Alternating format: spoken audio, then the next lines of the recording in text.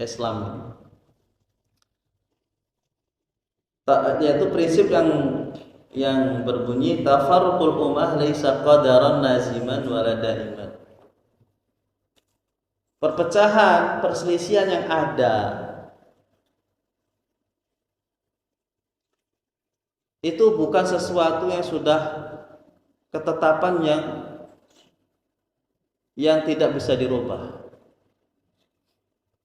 Jadi perpecahan yang ada itu adalah kasuistik. Bukan sesuatu yang sudah ditakdirkan bahwa kita ini memang umat yang ditakdirkan berpecah belah, bermusuhan satu dengan yang lainnya. Ini penting prinsip ini karena di lapangan kita dapati orang menikmati perpecahan, bahkan bangga dengan perpecahan, bahkan melegalitas perpecahannya dengan beberapa dalil. Ketika dia menyempal dari mayoritas umat ini, dia justru bangga. Ketika dia nyele beda dengan umumnya umat Islam, dia justru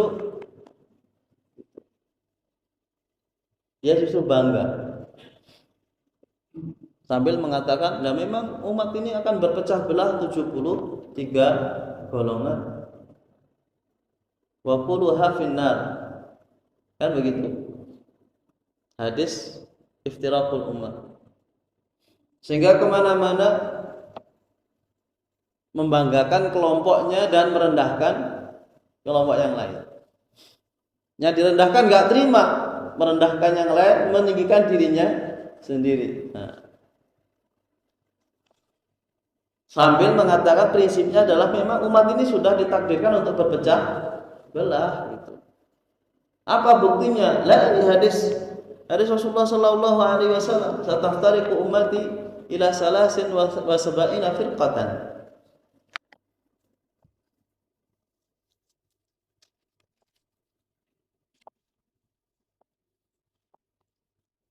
Bahwa umat Nasrani, umat Yahudi berpecah 73 golongan. Umat Nasrani 72 golongan. Umat Islam sataftariqu ila salasin wa sab'ina firqatan. Umat Islam pecah menjadi 73. Quluha finnar. Semuanya masuk neraka kecuali satu. Ini hadis sering kita dengar, yang digunakan ke kelompok-kelompok tertentu untuk mencari pendukung. Semuanya dalam neraka kecuali satu. Maksudnya satu itu adalah kita. Nah, ini repotnya ini. Ketika semuanya masuk neraka kecuali satu. Ya satu siapa Pak? Ya kita ini. Gitu. Yang lainnya ya masuk neraka. Yang kelompok lainnya juga gitu, baca hadis itu juga. Terus yang satu mana Pak? Yang satu ini kita. Akhirnya semuanya saling merasa kelompok yang masuk surga, yang lainnya masuk neraka. Maka hadis ini perlu kita coba bahas sedikit tentang hadis ini ya, yang sering dijadikan dalil bagi beberapa kaum muslimin yang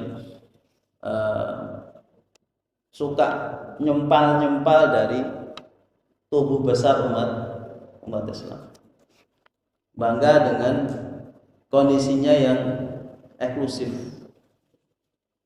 Dia cenderung eksklusif. Ya salah satu dalilnya ya ini Pak. Sataftariqu ummati ila salasin wa sab'ina firqatan. Hadis ini pertama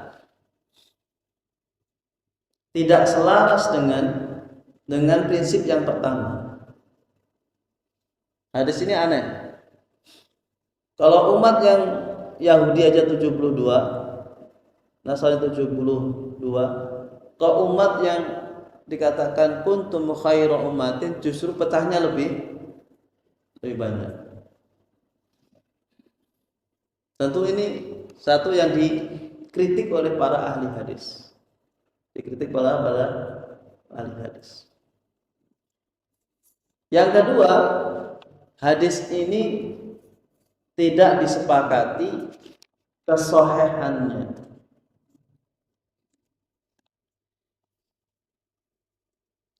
Bahkan tidak sedikit yang melemahkan hadis ini. Yang melemahkan hadis ini dhaif. Tapi seperti yang pernah kita sampaikan bahwa masalah hadis-hadis sahih atau hadis dhaif itu memang seperti lautan. Seperti lautan. Sebagian ulama tidak sepakat beberapa hadis. Hadis ini tidak ada dalam kitab Sahih Bukhari dan Sahih Muslim. Kalau umat ini sepakat dengan hadisnya Bukhari dan Muslim. Kalau Bukhari mengatakan sahih, Muslim sahih, maka kemudian disebut dengan muttafaqun alaih. Muttafaqun alaih. Kalau sudah muttafaqun alaih, umat ini tidak berbeda pendapat. Ulama dari timur barat negeri manapun mengakui dua kitab ini adalah kitab hadis-hadisnya adalah sahih. Di luar itu terjadi diskusi. Misalkan Imam Tirmidzi punya namanya Sunan Tirmidzi. Di dalamnya ada juga hadis sahihnya, juga ada hadis dhaifnya. Imam Ahmad bin Hanbal punya namanya Musnad Ahmad. Juga di dalamnya ada hadis yang dhaif, ada hadis yang sahih. Demikian juga Imam Hakim dan seterusnya. Nah, hadis tentang iftiraqul ummah, perpecahan umat ini tidak ada di dalam Bukhari dan Muslim. Padahal Imam Bukhari dan Muslim itu sangat detail sekali pembagian bab-babnya. Imam Bukhari ini detail banget pembagian babnya. Maka sangat aneh kalau kemudian bab sebesar ini, bab sepenting ini itu tidak ada di dalam kitab Bukhari.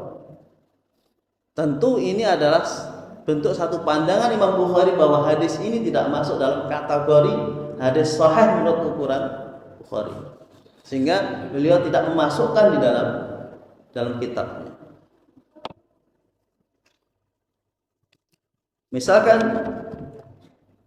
seorang mujtahid Nasirus Sunnah Muhammad Ibrahim Al-Wazir, salah satu ulama hadis,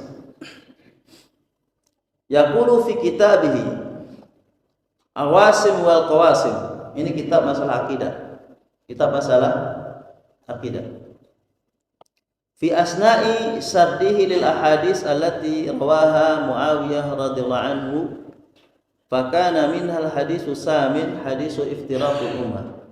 Ketika beliau membahas hadis tentang Muawiyah, di situ ada hadis yang membicarakan tentang perpecahan umat, hadis yang tadi kita sebutkan. Apa komentar beliau? Qala wa fi sanadihi Nasibi. Ada seorang namanya Nasibi. Falam yasih anhu. Hadis yang diriwayatkan oleh Nasibi ini tidak sahih. Demikian juga hadis yang diriwayatkan oleh Imam Tirmidzi, wa qala hadisun gharib. Apa hadis gharib itu? Gharib itu jalurnya cuma satu.